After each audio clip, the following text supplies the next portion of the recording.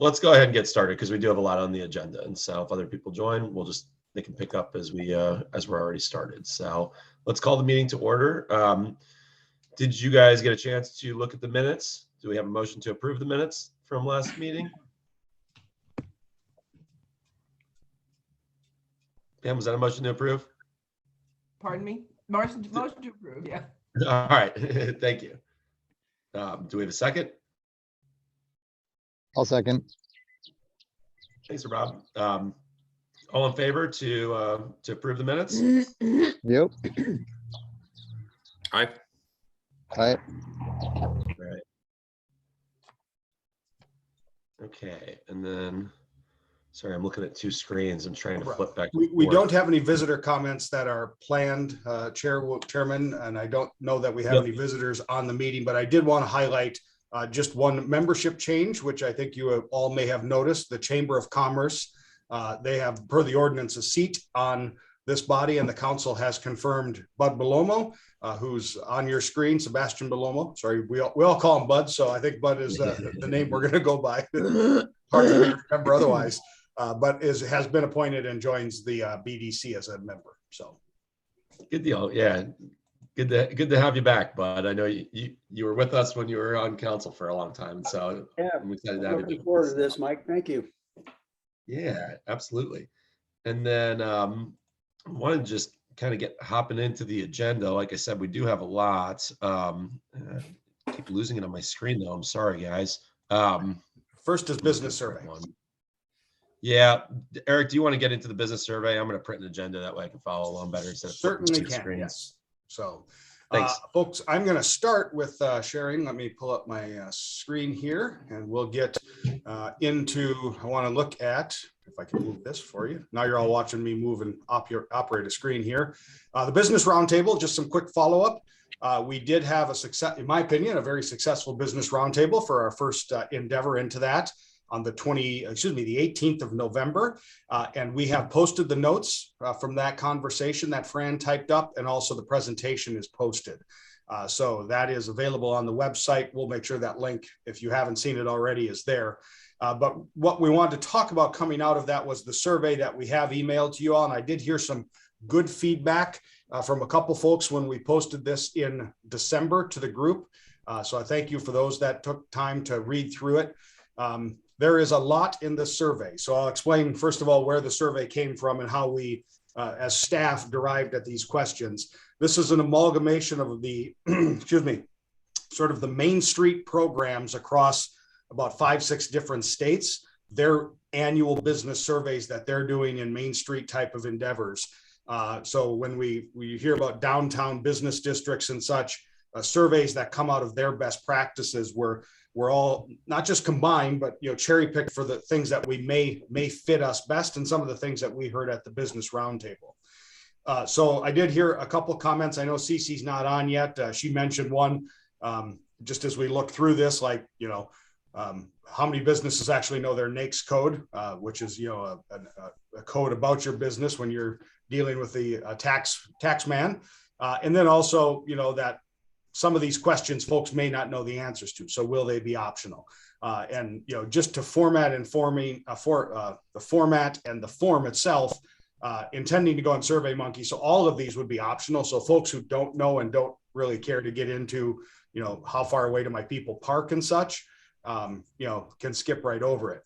But the point being is, it really, not saying we're going wide for just no particular reason, but we heard a lot of different things at the business roundtable about concerns, right? From parking to marketing to landlord issues. So we're trying to cast a wide enough net to actually get some data from our opinion as staff to try to drill down on some of those issues on really where needs are.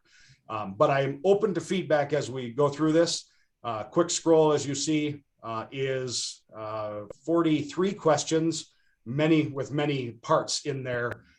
And will be built into, it's actually already built into SurveyMonkey. It's just easier to see it on Word as we go through the meeting. So we are prepared to launch within the next week if you all are ready to launch, but we wanted to use this meeting to really, especially with news from the city, where things are with COVID, come back to you and make sure this is what you want to have on the street as the business survey from the commission. I like the survey as far as the questions are very in depth. I think we'll get good information from it. My concern was the length of it. And so it's good to know that they can skip questions. Will there be instructions, Eric, on the first page of Survey Monkey? Just if it doesn't apply to you, feel free to skip it type of deal? Yes. Yeah. So, and I apologize, I didn't send it. This usually when it goes in paper form or in those little, fill in the circle type, whatever those test, take or answer formats are. I can never remember what they're called, but there's always a survey cover, right? On the print version. So we'll do the same, in terms of the business survey, have a cover on Survey Monkey that reminds folks, but then also our intention would be to have it when we post it as well, just the basic instructions about the survey. So on the website. And I think there would be a cover there, likely Mike, from you and possibly the mayor in that survey, that letter about the intention of the city in asking this question, a cover letter that would really draw that, why are we doing this, and really give that framing point there as well. Good. Yeah, I was looking at the square footage questions, and I'm like, that's what I do a lot with insurance, and I'm like, my business owners don't even know the square footage of their building, let alone percentage breakdowns of what's going into what. But no, it's fine. I would say some of them will know some of this stuff, some of them won't, but I think the ones that take time with it will get good information from. I am by no means an expert in education at all, but I have always found when people ask me questions I don't know an answer to, I sometimes skip to, well, why are they asking me that? Is that something I really should know or, think about? Sure. So. Any other feedback from anybody on the board? I just have a question for you. I went through the survey. It's pretty thorough and some great questions in there. I was going to ask, but I don't think this would be appropriate to put into this survey, but for the commission itself, commission members, to let me know, and I'll take the feedback back to the chamber. What would you guys and gals like to see more support from the chamber? What can we do for you to help you?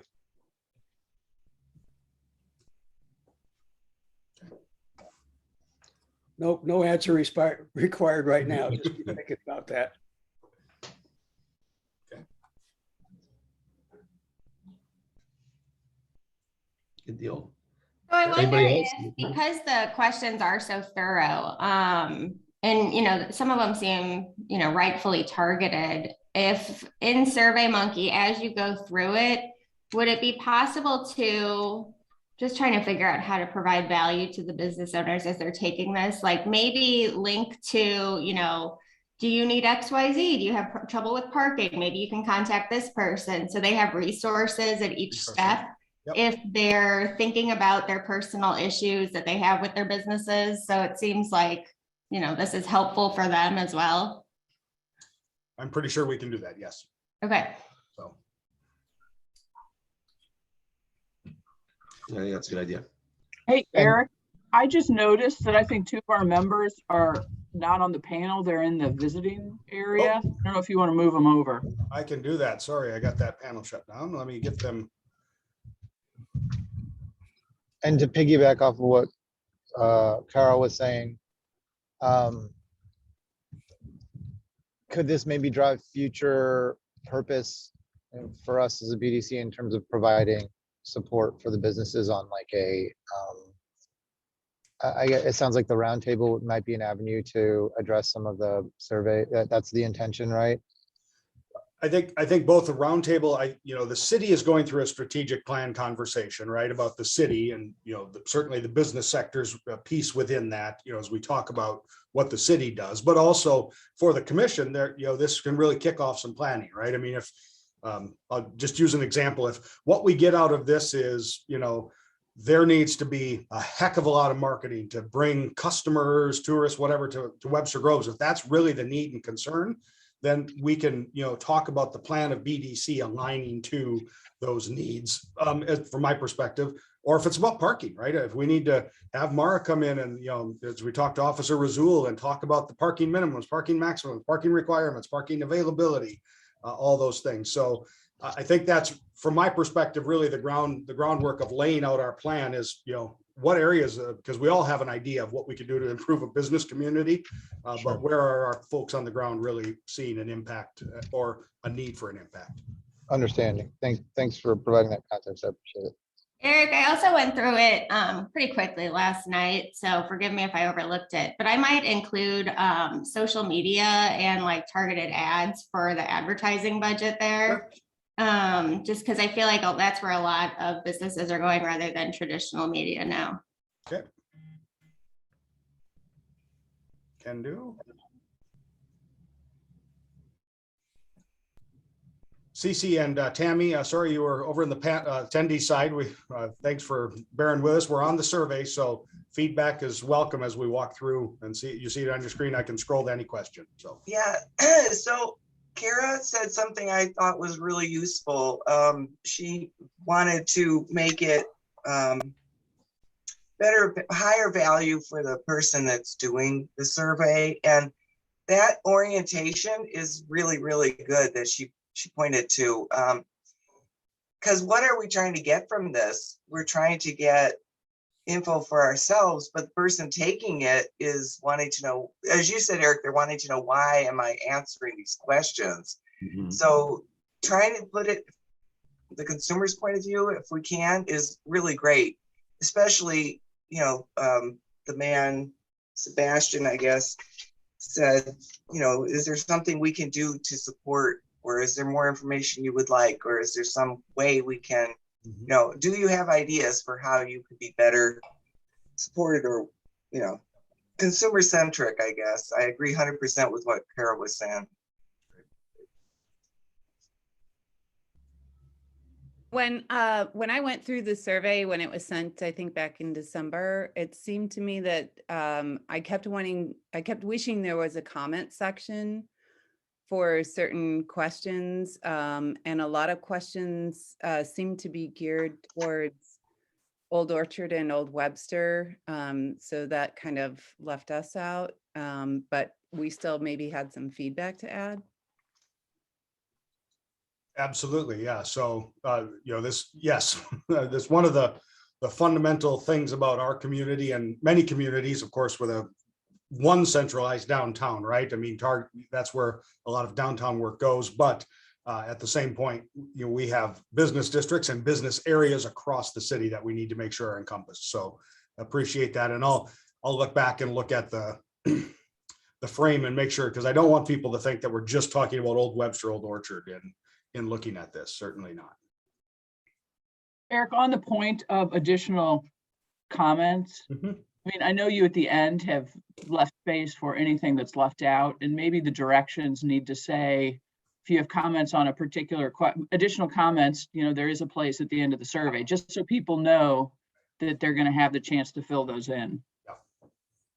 And I was what I'm thinking in SurveyMonkey is, often in SurveyMonkey you can move forward, right?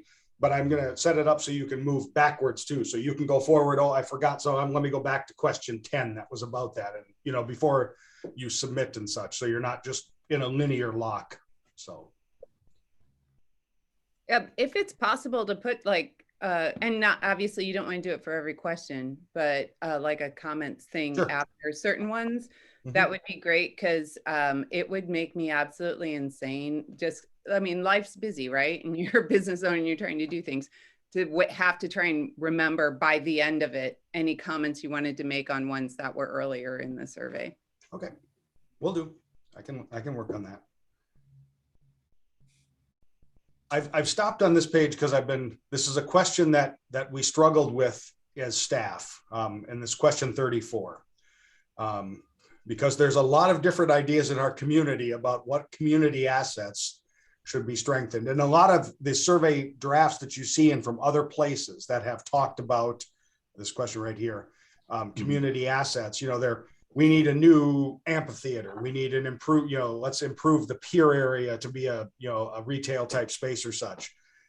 We obviously don't have, you know, mountains of vacant land in Webster. So this was a question I wanted to pose back up for other conversation. This was some ideas as staff, you know, in terms of what we heard at the business roundtable and things we've heard through the ARP conversation and others. But are there other community assets that would help a business that if it were developed, that we want to put on this list. And I don't mean development necessarily like Douglas Hill or other housing developments, but an asset to be developed, a public space or a public-private space in the way, or other infrastructure. Eric, I know one that came up a lot at my table at the round table was that that like shuttle kind of, idea to get around to the different areas of town.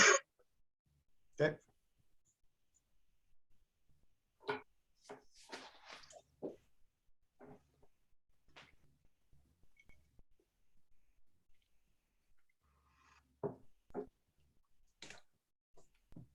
For this question 34, Yep.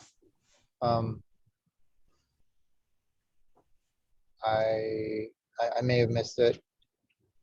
Is accessibility something that we want to address in this survey? I think we can. So we get into a lot of different types of accessibility here at the city. So which accessibility? Sorry, I specifically meant, yeah. I know we all have to conform, or as business owners, there's rules on ADA guidelines and all that, but nonetheless, for example, I'll just use myself as an example. I have yet to install a push button, ADA assistance device to help open my very heavy door. So I meet all the standards, but it would be more convenient to my patrons if I had something that they could push a button and open my door. So specifically for disabled patrons, yep, or elderly that need help with, parking was far or whatever, more handicap parking spots, those kinds of questions. I know we addressed parking in the issue, but I don't see any reason why we couldn't develop a question out of that. I don't have a question in mind, but I just wanted to maybe prompt the thought if you thought if it was appropriate to avenue to put it in there. I think it is. There's possibly we can look just off the top of my head when we look at needs and opportunities, whether, we've got building and sort of infrastructure things in there. Some folks are way ahead on that, and, our, new buildings obviously have all those things coming in right from the bat, but we can build that in, we even here at City Hall, we have some things that were built when we remodeled for ADA that are no longer ADA accessible. You can't get a wheelchair through my outer office door. So new wheelchairs. So. That reminds me, when I believe when I was looking through, there was a question about funds for like businesses or new businesses or things like that, if the city were to set aside a fund. And we ran into it with our building because it's from 1893, coming up with handicap accessibility. And that might be a challenge for places that are starting, that are trying to either change the use of a building or, that have a step up because of these older buildings, but it does become a community asset. Whether that building is sold later on down the road or things like that, it's something that sticks with the community. So that was something that I would have added to a comment in the survey. Andrew, good morning. Sorry you were over in attendee side, but we're glad we got you in. So we're on the survey here. Thanks, and please don't apologize. It is 8:20 and I just arrived, so sorry. No problem.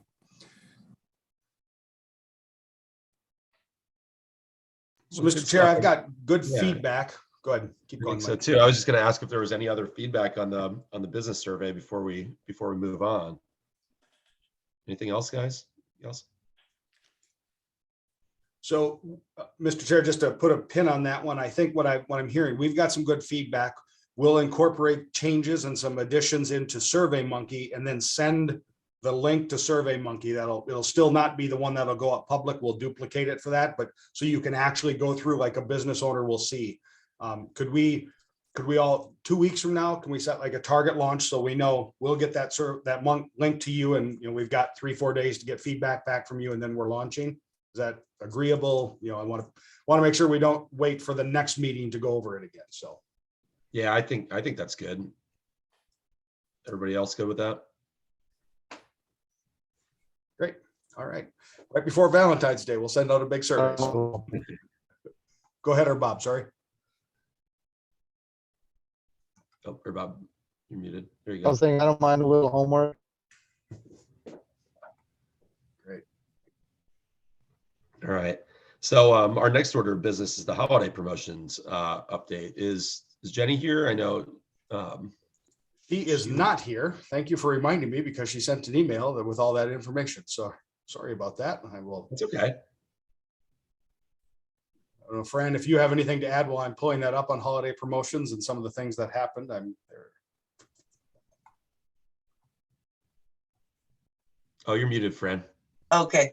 No, now it's time to actually try to do a scavenger hunt or a business bingo or something. So how can I find out which all the business districts already slated days? Is there a master calendar to look at? For their meetings, are you talking about, Cece? No, they all, like you just said, they have holiday promotions. Oh, They have gotcha. Yeah. spring promotions. I want to get something on the calendar that isn't in conflict with something they've already got going. Fran should be able to help with Old Webster. Yeah, I have something for Old Webster. Do you have anything for the rest of them? Because I'm going to try to make it a swoop around all of Webster business Yeah. districts. So The other ones Crossroads, don't have any. yeah, Crossroads won't have any. And Old Orchard, I think, has a couple events. Fran, would that Ron have the dates? Or not Ron, excuse me. Ron, Bob, thank you. they haven't firmed up any dates yet. That's what I thought. So, All right. But- Well, Fran, I'll just reach out to you then. Okay. Okay. Okay. And then Eric, did you get that email up? I've got it. Yes. So, and we will send this out. We've got a couple links for the videos I'm going to talk about here, so you can all watch them. We won't have to go through them all. But videos were delivered from Webster U. Not quite what Jenny had requested, but they're free. So the price tag is always right. And so they're going to be doing, we had requested an individual summary video on the suite side of Webster Groves, and then some individual, and they did individual standalones, right? So we were really looking for like hop around to the sugar shops, and that's what we call them, the fun places to eat. But we got some standalone videos from Amy's Cake Pops and La Macron. They're very nice. You'll like them. And so they're good. And they are going to be premiered by Explore Webster around Valentine's Day, given the sweet theme. And there'll be a new producer assigned for this semester for free videos again for us. And they're going to go in on the coffee theme, especially with, new coffee shop coming in the Old Webster area by Regions Bank. That's part of what's coming in that space. And then our many existing places to get a cup of Joe. So that's on videos. I'll send these links. So Fran, do you have these links? I think so we can send that email. Okay. And then website, we are in the early stages of website development. We have seen the initial skin here at the city of what it's going to look like. The council has not seen it yet, so hence why we haven't shared it with you all. But I think you're going to be very, very pleased with what's going to be the new skin and look on the website. We call it a skin, and then the Explore Webster skin that will be built off of that. So rather than, again, having a web page where people come to the government to learn about fun business things and places to go visit and eat, we'll have, while it's the same website, a separate skin and Explore Webster type of feel and function. So, and hopefully in search engine really drive people that are looking for that, right? I mean, I don't know about y'all, but when I go to visit a city, I don't Google the city's website to find out where the restaurants are at. In fact, I don't even Google the city. I just Google, so what are the restaurants? So, but so we are, and the subcommittee that has been meeting, or excuse me, that needs to meet, Jenny is going to be reaching out to you. I know Cece, I think, is on that. Was it Andrew the other? Trying to think of who had at that meeting a couple months back.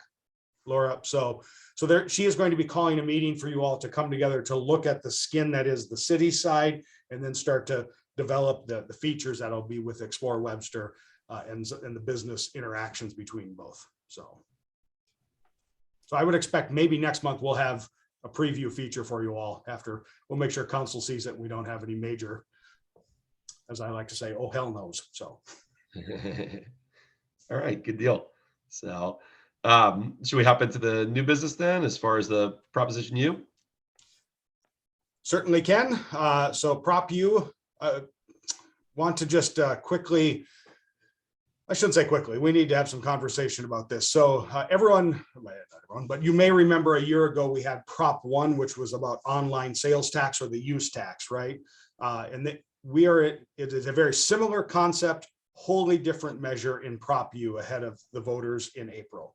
So Prop U, the legislature has acted since the last time the city faced this question about whether or not to implement the use tax. And I'll explain what these are in the campaign in a second. But we have a fundamental, in the city's opinion, fundamental disadvantage for our business community, because if you're a retailer that is competing against an out-of-state online retailer, Webster Groves residents come to buy from you, jewelry, design, furniture store, any retailer, right? Zoe's Attic even, right? They come to buy from you, they're paying our sales tax. So 9% between state, county, city, and all the other districts. When we look ahead to that online sale from an out-of-state retailer, that tax is not being applied at all. So the use tax is about applying the same sales tax that people pay in Webster Groves in a business that's here to an out-of-state corporation's sale to a Webster Grove resident. The use tax is Prop U this year for this initiative at the ballot. It is so much easier for citizens, for all of us here, instead of having to file paperwork with the city about here's how much we did online in shopping and here's the taxes we owe. It's all collected now because the state has finally acted. It's collected by the seller, remitted to the state like sales tax is, and then sent to us. So Prop U, by the way, the state's going to collect their use tax now. So doesn't matter if you are buying online, the state's going to get their 4.225% on that dollar now. Prop U is about the city putting its 1.5% sales tax, the same rate on those out-of-state purchases online. And for business owners, our reason we're bringing this up to all the districts and the business owners, while it certainly helps the city and helps us with revenue and issues like that, the business owners, we really want to be working with you and are asking for your help in letting people know that this isn't a new tax. It's not a double tax. They're not going to pay anything more at your store, but it improves the disadvantage that business owners have, versus out-of-state corporations in terms of online sales. So we have a campaign going, and Jenny Starkey's, pulling all the communications together, and we'll have both palm cards or door cards that you can have at registers, and also window signs available about the Prop U use tax and supporting Webster businesses. So I'm going to pause there because I know there's probably more questions and many different ways to explain it, but we are looking for that help and support, and we're sending a link because we're probably a couple days away from launching the campaign website where folks can request those materials. And but again, we want to remind people that this is not a double tax. It's not a new tax if you're already buying in Webster Groves. It's really, those folks who are shopping online paying the fair share, just like those who are shopping here in Webster Groves. Councilmember Bliss, I see your hand up. Oh, you're muted. You're muted, Pam.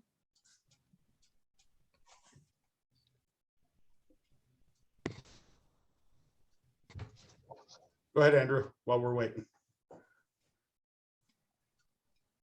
Andrew, did you have something to say? I saw your hand. Nope. Okay. You're still muted there. Sorry. Wondering if there's been any analysis or either formal or informal prepared of why the theories for why this measure didn't pass last time. Is there any analysis done of voter thought? Yeah, so I mean, promoted and advocated for in the community that can be here.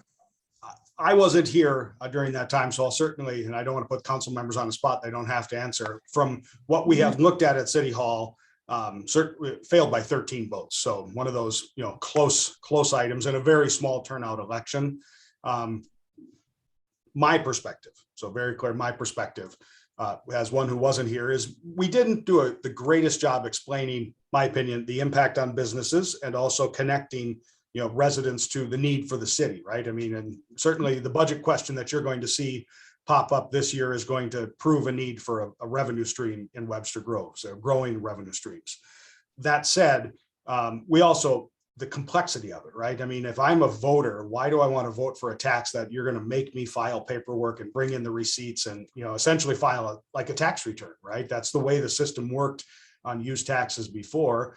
And we were the collecting agent in that regard. And now it's a matter of simplified on the stream, the streamlined sales tax model that exists for all those businesses. So Councilwoman Arnold, I don't know if there's anything you want to add. So I think, Eric, you covered it very well. One thing I will say, Andrew, is during the last election, which this was considered, I spent most of my time talking about it, trying to explain how you as an individual would file your use tax. And people just couldn't wrap their head around it because it was complicated. And so I do think that is a very big part of this.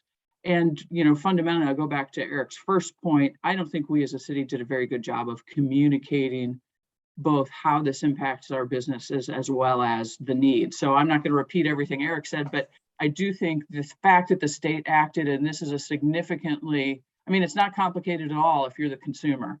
That's a big change that I think will benefit us in terms of votes.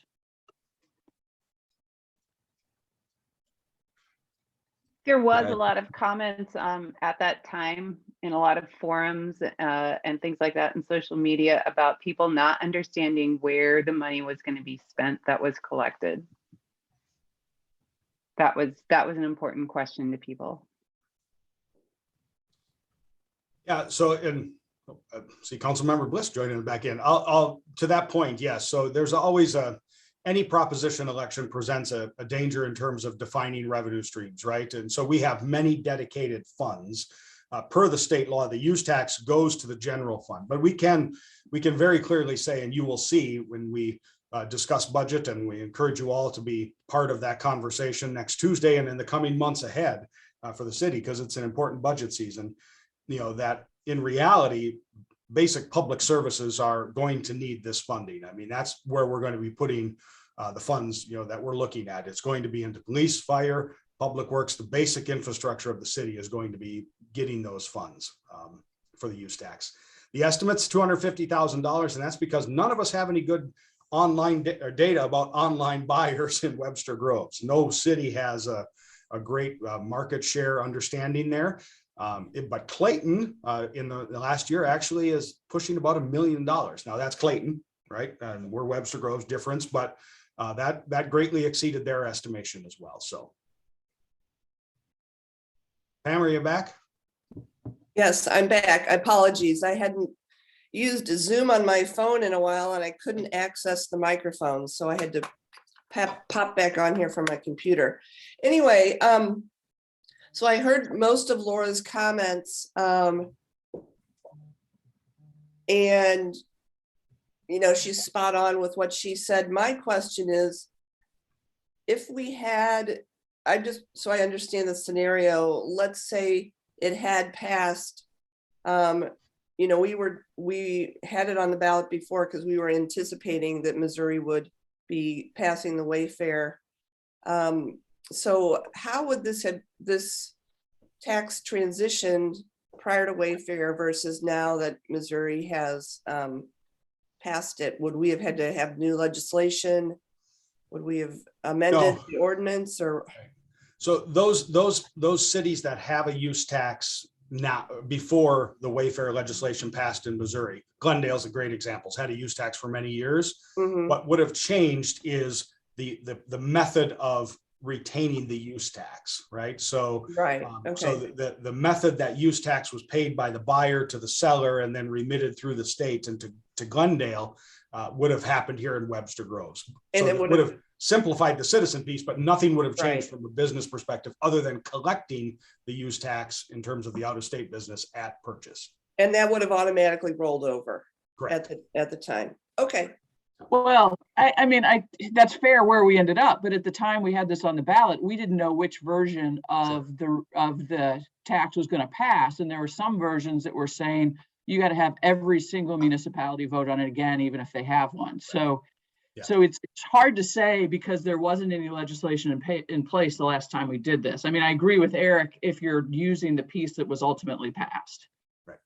Okay, yeah, I just wanted to make sure to understand the big picture and the ease of it now versus in the, previously. I think there were 15 to 20 different bills or pieces of bills that tried to do the same thing with Wayfair in all different ways, right? Everyone's idea on how taxes should be collected, how remitted, who the burden is on and such. So the version that ultimately ended up, which is my opinion as a professional and have worked in state governments and other local governments, by far the easiest way to collect taxes is to have state revenue be the collector and remit to the participating jurisdictions. So I need some clarification on this. When we're talking about businesses in Webster Groves that sell online to somebody else in Ohio, let's say, they will now be adding sales tax to that invoice? So right now, in that case, what you just said, they're already having to do that because Ohio has required that. It's not where the business is, it's where the buyer is located at. Okay. Right. So Missouri is the last state in the union to require us as buyers to pay a use tax to buy from an out-of-state corporation. So Eric Peterson living in Webster Groves, the use tax is never going to affect any purchase made at a counter in Webster Groves or online with a Webster Groves business or any business in Missouri. The only way the use tax is applied is when a Webster Grove resident buys from an out-of-state corporation online, because right now they don't pay a sales tax. Yeah, I was going to say that's the opposite of how it's been since online began.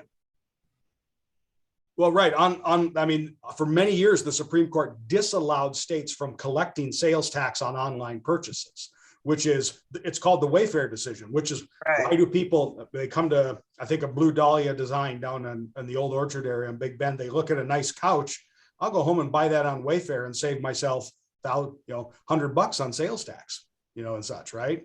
Right. So that's the competitive disadvantage. The Supreme Court reversed that about 3 years ago, I think 2018, 2019, in a decision on Wayfair and said, no, online sales need to be taxed the same way. That is a disadvantage to Main Street. And the states rushed in to put all those things in place. Missouri is the last state in the union to pass the Wayfair legislation. And so now we are in this place where the state's going to get that sales tax remittance, but the local governments, the county, all the following jurisdictions all have to have a proposition to be able to collect their portion of what would be the sales tax as well. Right. So if I'm a Webster business and I'm doing a large portion or even a small portion of my business online, I have to be now charging sales tax. It's on the buyer's side. You would have been anyways if you're selling to Missouri and to an out-of-state buyer, you would have been paying you would have been required to collect what the out-of-state buyer their tax rate is. So this isn't, Webster businesses should not be affected by the use tax and have to collect anything. Out-of-state sellers are going to have to implement the Webster tax rate on purchases in Webster Groves, which is all done through the NICS codes and the codes on the MERC cards and such. So, the tax folks have already figured this out. In fact, Amazon and Target, I think, is doing it. They've got we've already got voluntary compliance out of some other corporations already. That we'll just do this, right? Everyone's moving this way, so let's build it in and just do it, even though it's not required. So that's why Amazon will charge you a sales tax if you're from Webster Groves right now, because they're already doing it, but other out-of-state sellers may not. I have a question. Councilwoman Arnold, on the last proposition, I remember when we were talking about it, and I think part of the educational piece towards residents was that this was going to be like the last time that we would potentially be able to do that. Obviously not the case because this proposition is coming up again in a little bit of a different form. Is that because of how the state passed their use tax? Is that why we can do it again, or we thought that was going to be our last opportunity?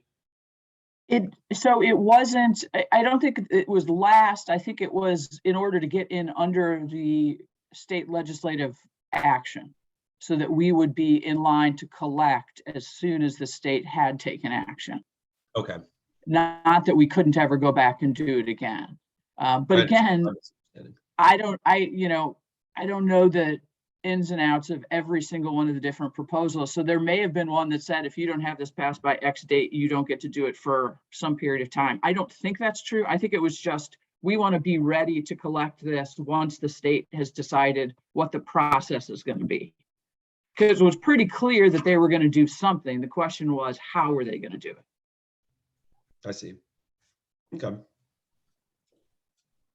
So CCU asked some great questions. I just want to reiterate for every business owner on here, no business in Webster Groves is going to have to change their sales tax tables, their collection methods and such like that. This is out-of-state sellers if this passes, have to include our 1.5 sales tax as a use tax on the purchases that a Webster Groves resident will make. So there is no change to what you do as a Webster Grove business because of this, because of the use tax prop U.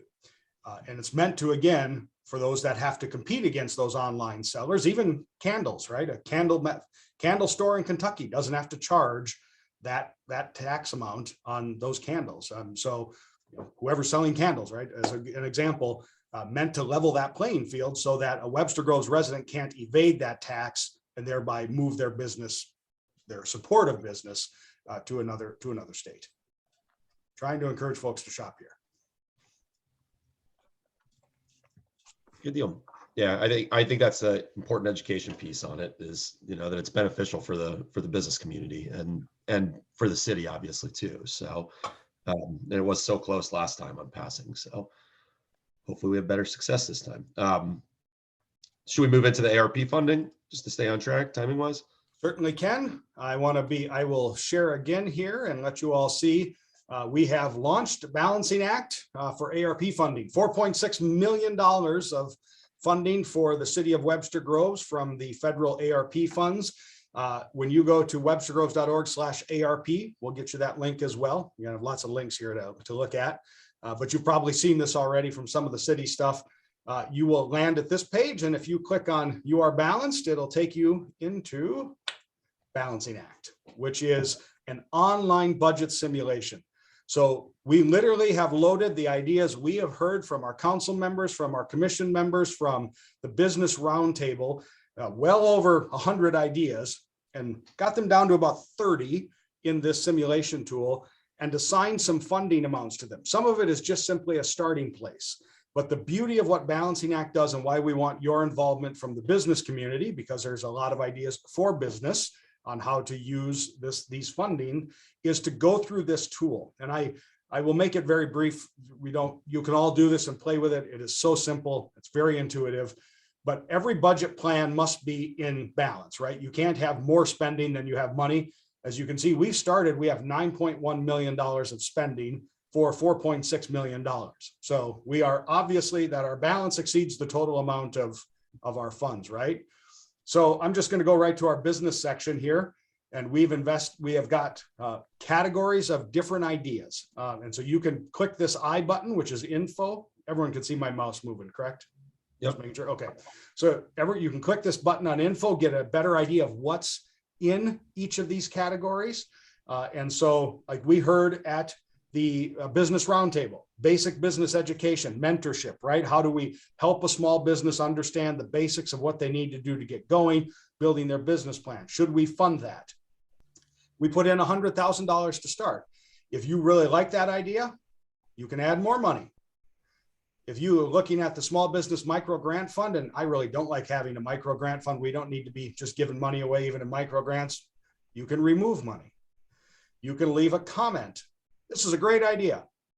Do more of this. Do more of this every year, despite where the money comes from. And as you do that, and I'll go to a bigger item, you'll see this balance up on top move. So through the Douglas Hill conversation, we heard a lot about the Shady Creek area and basic infrastructure. I'll use this culvert, $1.8 million to replace that culvert at North Gore and Kirkham. I'm going to say, no, what, I don't want to put the money into that. Click no. Now I've got 2.7 million. If you look on top, we just took $1.8 million off of the cost. I don't want to put this money into rehabilitating Shady Creek. So you can watch the balance bar come across, and I'm just going to keep, running through here some different lists, ideas. I do want to point out that we talked, Mike, you brought this up, and one of the things, the on-demand micro transit system from the Business Roundtable, right there, right? The idea, if that's something we want to fund, and we have talked with those folks, you can add it in. The point being is, just as the elected officials, Council Member Arnold and Bliss, will have to make decisions about how to spend these funds, A over B, C over D, A over D, all those kinds of value-based judgments. That's what Balancing Act lets you do, right? All of these ideas are great ideas in their own, but how do you find a way to really get quantitative data that is also qualitative data to give community input to what are we really picking, right? I mean, replacing the culvert is maybe needed, but I really don't want to put that one-time money in that cost. I want to see it in something that, could help the business community. Gives us that kind of data. Once we're done and you're at balanced or a surplus, you can click submit. There's just a couple questions. If you want to leave your name and address and such, you don't have to. And that will all come into us on the back side. And since I'm showing you all, I might as well just see what we have here. This is our backside data, and I can open it up for you all. Should be able to see my screen. So in just over a week of being open, I think 10 days now, we're at 59 submissions, which I do not want to speak for the council folks, but that is really good. I mean, when our budgets get passed at a budget hearing with maybe two or three people speaking, getting 59 people to give ideas in 10 days is really good. 377 page views. It shows us, again, in those categories, the changes that people have made, and we can see the net increase and decrease across the way. Revenue is obviously locked, so we don't want people changing that. But here's just a great example. If you look at 4.6 million, here's the averages of how people have spent that, the net submitted column, where my mouse is moving. So like in investing in residents, 159,000 right now. 322,000 in housing, 411,000 in the business community. So this just takes all these submissions and then says, averaging them out, where do people net want to see that spending falling? And so lots of great ideas, allows for comments as well. So we get all this data. I'm going to scroll down. We get a heat map of pins. So you can see where people have, when you do this, you drop a pin where you live. So I'm going to scroll in. One of the things I always look at is, we have great engagement in Webster issues in this part of town, north of 44, right through our historic core. How are we doing on the south side, right? How are we doing with that community south of the interstate connecting? How are we doing up in North Webster? We've got some movement up here, but I would love to see some conversation and really up in North Webster in the community, some of those pins dropped. So this allows you to say, my house is right here. And really let us see by answers. If we're starting to see a lot of, I'll use road issues, right, in Tuxedo Park. What's going on in Tuxedo Park about roads? Why is that popping to the top of the list? So they're tearing it up outside the house right now, Eric. Right. And then comments, obviously. Now these are just generic, basic comments at the end. But Tammy, to your comment, as you're doing Balancing Act, if you see a great idea, the culvert, right? You can go hit that comment button right there, and that comment will always be tagged to that issue in the data we get. So this is really a great tool. It's a really cheap tool for us, but it's an awesome tool to get your kind of feedback, but also not just have you say, I want to do this without seeing the real impact it has on the overall budget, right? For ARP, we're going to do the same thing for the city budget that's coming up, right? And so great, if you want to spend some money over here, how do you find a cut or a revenue stream over here that makes, that pays for that and keeps that middle bubble at balanced? This will be open for some time yet. We want to hear feedback. The council members certainly want to hear feedback. We'll be briefing them as we go through this, but the ARP funds are a great opportunity for the city. And so we want to make sure we get it right. And that means hearing from our community on the values that they have for the funding. Good deal. Yeah, I think that is. Eric, on that, into that tool. Oh, sorry, go ahead. What's that, bud? Question for you. What was the balance on that one? And that's for the ARP fund. Did I see 5.9 million?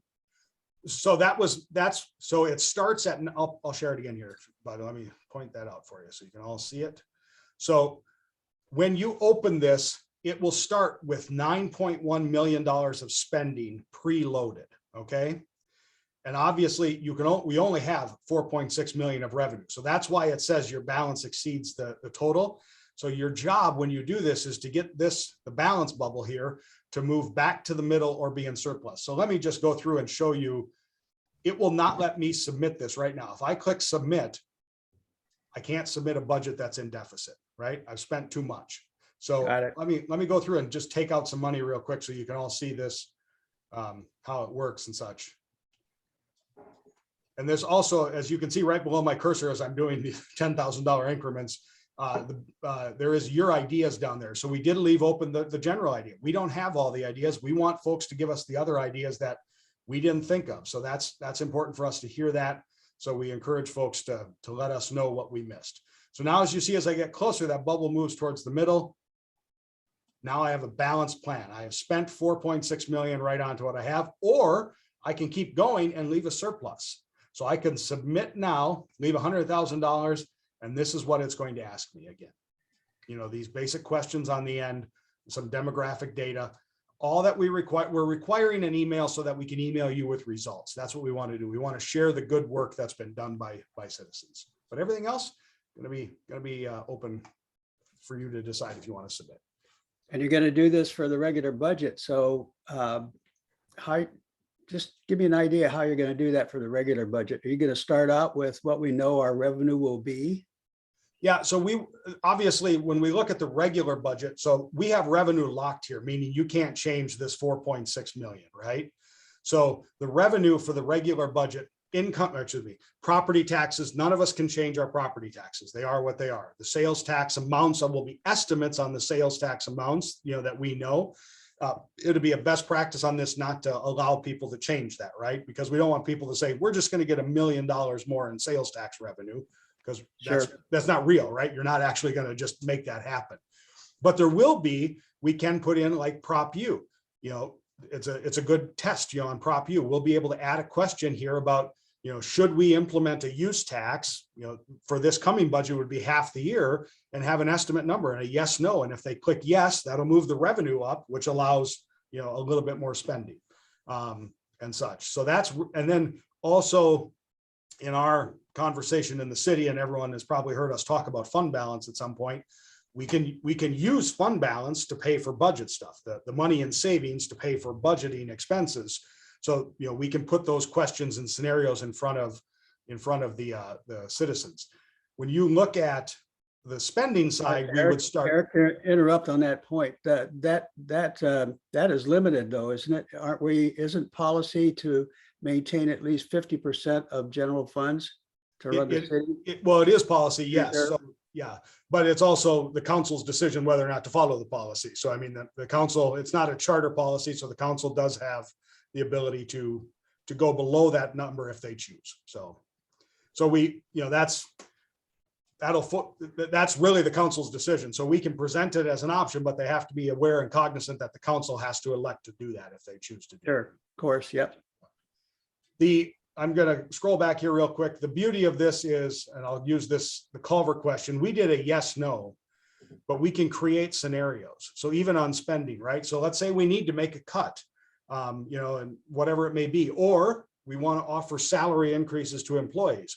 We can create scenario questions of a 3% increase, a 2% increase, a 1% increase, no increase, but maybe 0.5%, 6 months from now, and put those estimates in to allow people to really balance the budget. And again, make the same decisions our council has to make and see how hard it is. It's not easy.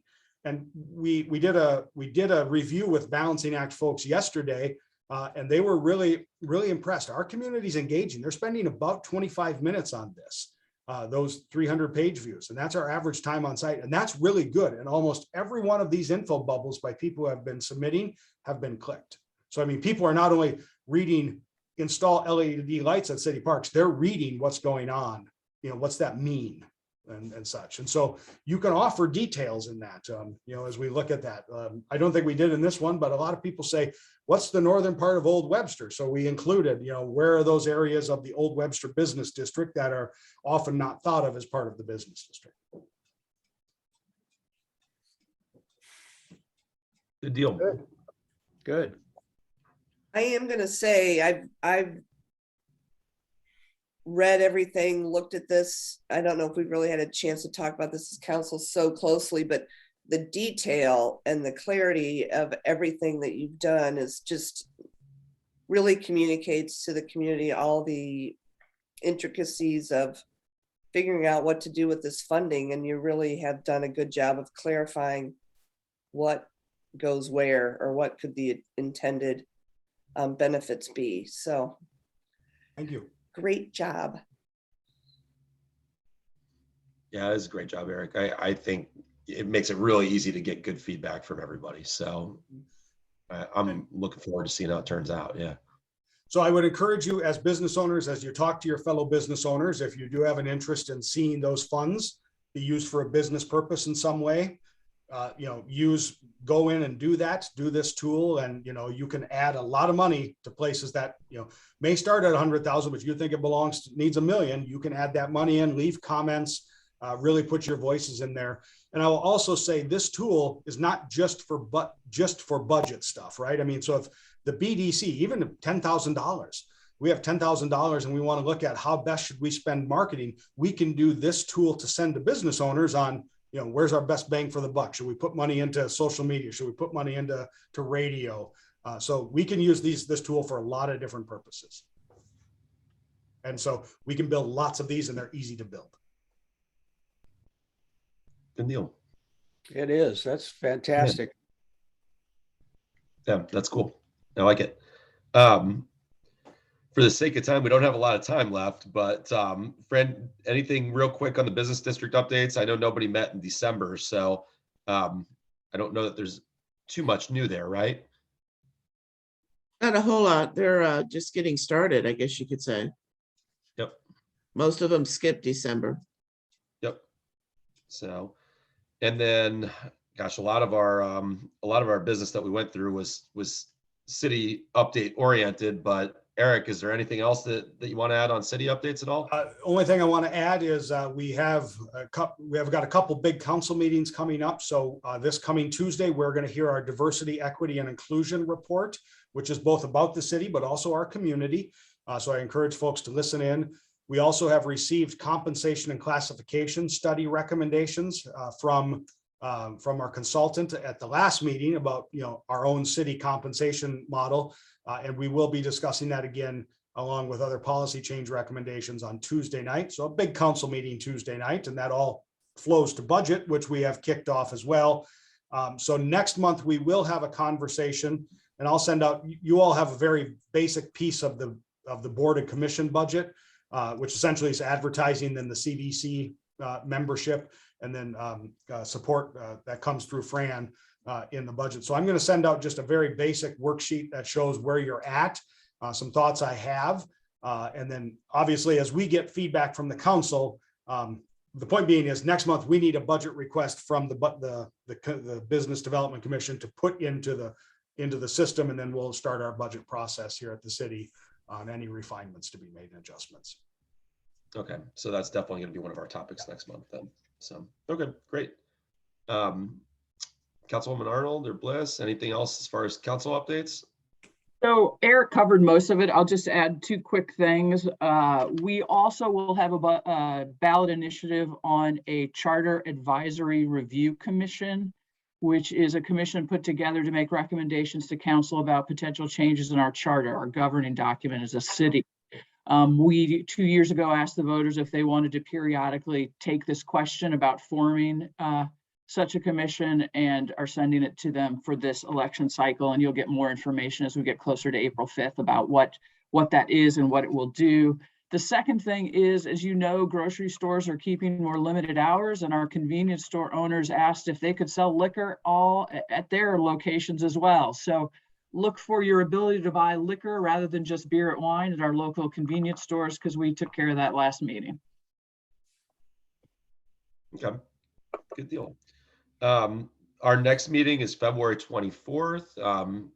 You know, I think, does anybody know? Sorry. Yep, go ahead, There's Eric. one quick thing I want. Officer Razul, if you don't know, is joining us. He works closely with our business districts. He's parking enforcement. So Officer Razul is our contact. If there are issues that you have in your area, folks, you know, overextending their parking and blocking out your customers and such, let us know. But I wanted to make sure to introduce him so everyone knows who that guy is and why he's here. So Thank you. Good to see you, Officer Result. Yeah.